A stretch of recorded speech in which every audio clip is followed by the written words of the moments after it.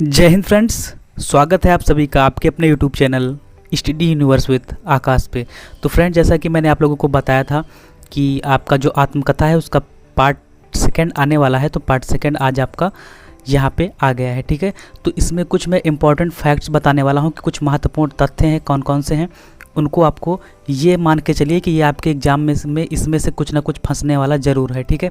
इसमें से जो मैं बताऊंगा इसमें से कुछ ना कुछ या तो आपको एमसीक्यू में फंसेगा या फिर एक नंबर में आएगा, एक नंबर में एमसीक्यू में आ सकता है, ठीक है। तो अच्छे से वीडियो को ध्यान से देखिएगा और वीडियो पे नए हो तो चैनल को सब्सक्राइब कर लीजिएगा, बेल आइकन को ज़रूर प्रेस कर लीजिएगा जिससे कि नोटिफिकेशन आपको मिल सके और वीडियो आप मिस ना कर सकें। तो यहाँ पे फ्रेंड्स, जो महत्वपूर्ण तथ्य का जो फैक्ट नंबर 1 है वो क्या कह रहा है, और मैंने यहाँ पे सोचा है कि आप लोग कमेंट कीजिएगा, ठीक है। जितने लोग देखते हैं वीडियो को सारे लोग कमेंट कीजिएगा, जिसकी अच्छी कमेंट होगी, ठीक है, जिस भी फ्रेंड्स की अच्छी कमेंट होगी उसकी कमेंट को यहाँ पे अगले वीडियो में जब नेक्स्ट वीडियो आएगा तो वहाँ पे उसका नाम और कमेंट को दिखाया जाएगा, ठीक है। तो ये मैंने सोचा है, अगर आप लोग चाहें तो कर सकते हैं ऐसा। आप सन 1641 ईस्वी में फ्रेंड्स आप लोग देख सकते हैं कि सन 1641 ईस्वी में किस ईस्वी में, सन 1641 ईस्वी में बनारसीदास जैन ब्रज भाषा पद्य में अर्ध कथानक की रचना की थी। सन 1641 ईस्वी में किसने की? बनारसीदास जैन ब्रज भाषा पद्य में, ठीक है। बनारसीदास जी ने सन 1641 ईस्वी में एक रचना की अर्ध कथानक की, ठीक है। उसको क्या कहते हैं? हिंदी की प्रथम प्राचीनतम आत्मकथा मानी जाती है। अगर बात करें हिंदी की प्रथम आत्मकथा की, हिंदी की प्रथम आत्मकथा कौन सी है? हिंदी की प्रथम आत्मकथा, ठीक है। तो अगर हम हिंदी की प्रथम आत्मकथा बोलेंगे तो छापिएगा फ्रेंड्स क्या कि आपका अर्ध कथानक है, ठीक है, अर्ध कथानक है। अब चलते हैं कब लिखा गया? 1641 ईस्वी में। किसने लिखा था? बनारसीदास जी ने। किसने लिखा? बनारसीदास जी ने। अब चलते हैं सेकंड पर। अब देखिए यहाँ पे आपको रिलेट करना है, ये जो 1641 1941 देखो सब में 1 41 41 मिल रहा है, 1 1 मिल रहा है, 6 है यहाँ पे 9 है, ठीक है। यहाँ पे 6 है, यहाँ पे 9 है। 6 को पलट दीजिएगा तो क्या हो जाएगा? 6 को अगर पलट देंगे तो 9 बन जाएगा, ठीक है। तो बस ऐसे याद रखना है आपको। तो सन 1641 आएगा, फिर सन 1941 आएगा। 1941 में बाबू श्याम सुंदर दास, किसने?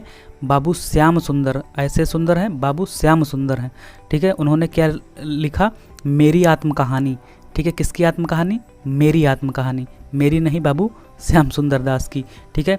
इसको हिंदी की प्रथम प्रसिद्ध आत्मकथा माना जाता है। अगर पूछे आपसे कि हिंदी की प्रसिद्ध आत्मकथा किसे माना जाता है तो फ्रेंड्स, हिंदी की जो प्रसिद्ध आत्मकथा है वो मेरी आत्मकहानी। किसने लिखा? सन 1941 ईस्वी में बाबू श्याम सुंदर दास जी ने। अगले जो मोस्ट इंपॉर्टेंट टॉपिक है, महत्वपूर्ण तथ्य यानी कि इंपॉर्टेंट फैक्ट्स जो है वो क्या है कि जानकी देवी बजाज द्वारा 1956, पहले 1941 अब 1956 ईस्वी में लिखी गई मेरी जीवन यात्रा। किसकी जीवन यात्रा? मेरी जीवन यात्रा, मेरी नहीं, जानकी देवी बजाज, इन्होंने लिखा है मेरी जीवन यात्रा। इसको हिंदी की प्रथम महिला आत्मकथा कहते हैं, ठीक है। प्रथम महिला आत्मकथा कौन है? मेरी जीवन यात्रा। किसने लिखा है? जानकी देवी बजाज जी ने, जानकी देवी बजाज जी ने। और कब लिखा है? 1956 ईस्वी में, ठीक है। ये 3 पॉइंट याद हो गए। चलते हैं अगले पॉइंट की तरफ। आपका जो अगला पॉइंट है चौथा नंबर, तो अमिताभ बच्चन जी के पिताजी, क्या नाम है? हरिवंश राय बच्चन जी ने अपनी आत्मकथा को स्मृति यात्रा यज्ञ कहा है। कौन सा यज्ञ? स्मृति यात्रा यज्ञ कहा है, स्मृति यात्रा यज्ञ कहा है, ठीक है। अब चलते हैं अगले पॉइंट की तरफ। कमलेश्वर ने गर्दिश के दिन शीर्षक से सन 1980 ईस्वी में हिंदी और अन्य भारतीय भाषाओं के 12 रचनाकारों के आत्मकथाओं का संपादन किया है। किसने? कमलेश्वर ने 12 आत्मकथाओं का संपादन किया है। अगला पॉइंट है राजेंद्र यादव। कौन से यादव?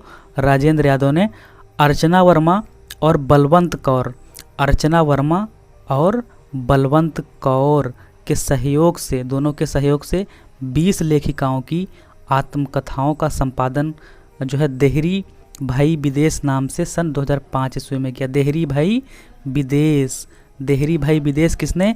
राजेंद्र यादव ने। किसके किसके सहयोग से? अर्चना वर्मा और बलवंत कौर के सहयोग से। कितनी लेखिकाएँ थी? 20 लेखिकाएँ थी। और इसका संपादन किस में किया? देहरी भाई विदेश में किया, ठीक है। अगला जो पॉइंट है मोहनदास नैमिषार्य द्वारा लिखी गई, मोहनदास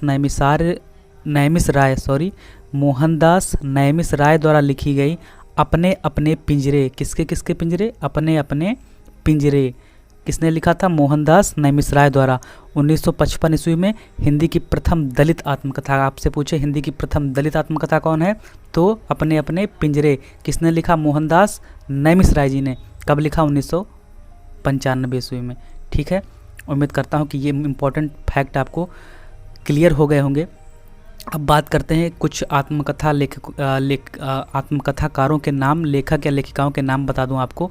तो सबसे पहले लिखिएगा, छापिएगा, प्रश्न नंबर 1 या फिर पॉइंट नंबर 1 क्या है कि जो हिंदी के महत्वपूर्ण आत्मकथाएं हैं, ठीक है, जैसे कि सबसे पहली आप लोग 3 में बताऊंगा, 3 मेल की और 3 फीमेल की। तो सबसे पहली है प्रवासी की कहानी। प्रवासी की कहानी छापिएगा, 1939 ईस्वी में लिखा गया। किसने लिखा? भवानी दयाल सन्यासी ने। भवानी दयाल सन्यासी, छाप लीजिएगा। ठीक है, दूसरी आत्मकथा किसने है? मेरी आत्म कहानी। मेरी आत्म कहानी, मेरी आत्म कहानी 1941 ईस्वी में। भी मैंने बताया था इसको, ठीक है, इसे प्रसिद्ध आत्मकथा कहते हैं, मेरी आत्म कहानी।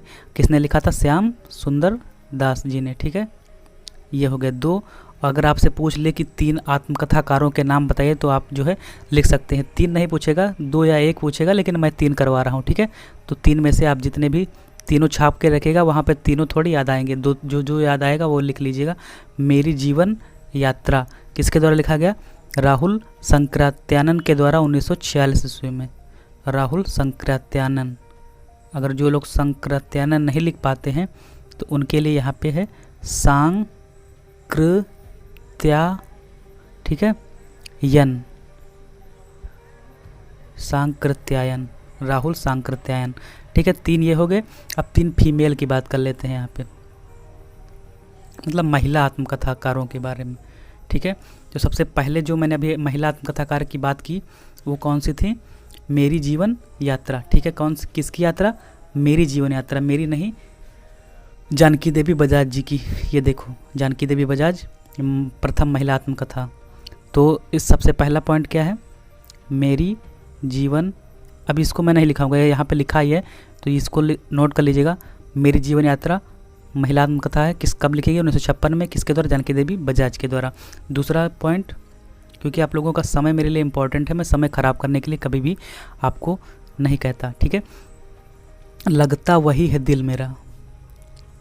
लगता वही है दिल मेरा, मतलब वही दिल मेरा लगता है। ठीक है, लगता वही है दिल मेरा, वही मेरा दिल लगता है। कहाँ? जहाँ आपका लगता है। ठीक है, कमेंट सेक्शन में बताइएगा कहाँ पे दिल लगता है आपका। तो लगता वही है दिल मेरा किसने लिखा? 1997 में। कृष्णा, कैसे याद रखना है आपको? कृष्णा अग्निहोत्री। देखिए, कृष्ण जी जो थे वो दिल बहुत लगाते थे। ठीक है, ऐसे आपको याद रखना है, गोपियों के साथ। तो भाई आपको ऐसे तो याद ही हो जाएगा, कृष्णा अग्निहोत्री। लगता वही है दिल मेरा, 1997 में दिल लगाया। ठीक है, अगला है बूंद बावड़ी। बूंद बावड़ी, ये है 3rd आपका। और ये कब लिखा गया? 1999 में। वो 1997 में, ये 1999 में। किसने लिखा? पद्मा सचदेव। पद्मा सचदेव। ठीक है, छाप लीजिएगा। तो उम्मीद करता हूँ कि आज की क्लास आपकी जो है जानदार शानदार रही होगी। और कमेंट सेक्शन में कमेंट छाप दीजिएगा गोली की तरह। ठीक है, और अगर आपको किसी भी प्रकार की कोई भी प्रॉब्लम हो तो कमेंट सेक्शन में कमेंट करके पूछ सकते हैं। ठीक है, और इस जो वीडियो से रिलेटेड प्रॉब्लम हो तब भी पूछ सकते हैं, मैं हर कमेंट का जवाब देता हूँ। ठीक है, और अगले जो सेशन में आपकी जो मोस्ट सबसे अच्छी जिसकी कमेंट होगी उसका नाम लिया जाएगा वीडियो में, और उसका जो है कमेंट भी दिखाया जाएगा। तो आज के वीडियो में इतना ही, मिलते हैं नेक्स्ट वीडियो में, तब तक के लिए जय हिंद, जय भारत।